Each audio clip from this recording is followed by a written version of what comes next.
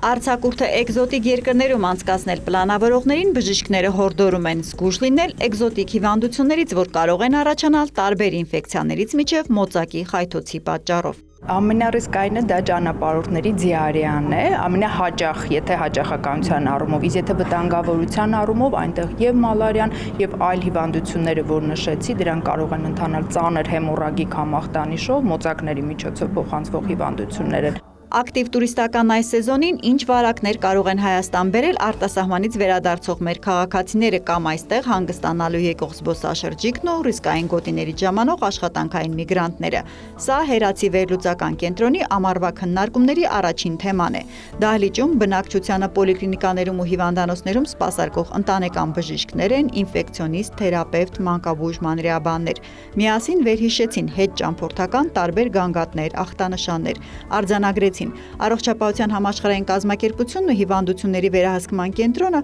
պետությունների հստակ ցանկ ունեն դեպի ուր մեկնողներին խորհուրդ է տրվում կամ պատվաստվել, կամ որոշակի դեղ խմել տեղերում շրջանառվող վարակից խուսափելու համար։ Մենք տարիներ շարունակ խոլերայից զերծ գոտենք եւ անհրաժեշտ պաշտպանություն այս պահին չապահովելու դեպքում մենք կարող ենք նման խիստ վտանգավոր վարակի մուտք ունենալ, ել չասեմ մնացած աղիքայինները դա որովայնային տիֆն է, հեպատիտ A-ն է, որի ռիսկայնությունը նույնպես այդ երկրներում ավելի բարձր է, քան մեր տարածաշրջանում։ Իդեպ մեզ նույնպես որոշակի կասկածով կամ այսպես ասած այլ աչքով նայողներ կան։ ԱՄՆ-ից Կովկաս եկողներին օրինակ հատուկ ուղեցույցով հուշում են այստեղ մինչև իսկ քարսիթի բացակայության մասին ասում է Մերիտեր Ստեփանյանը։ Մի շարք պատվաստանյութեր մեր տարածաշրջանի համար նրանք խորհուրդ են տալիս, այդ թվում կատաղության դեմ արդեն պատրաստված Հայաստան գալը,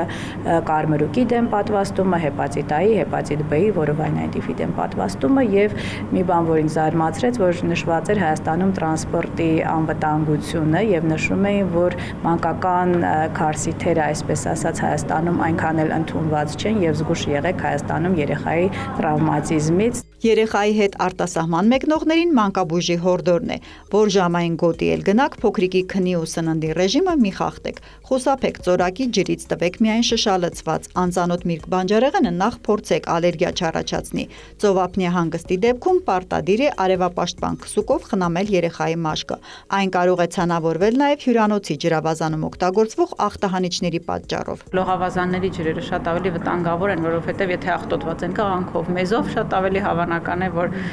բերանով այս ամենը կանցնի երեխային։ Հիգիենային իհարկե պետք է հետևենք, զգուշանանք ձեռքերով որևէ բան, ավազը նույն, որով երեխաները խաղում են բերանը տանել, բայց ծովում լողացնել, այո, կարելի է։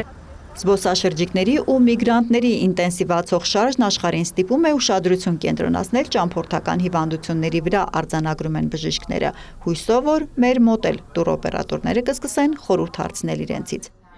Հերմինե Բաղդասարյան, Ռոմիկ Խաչատրյան, լուրեր։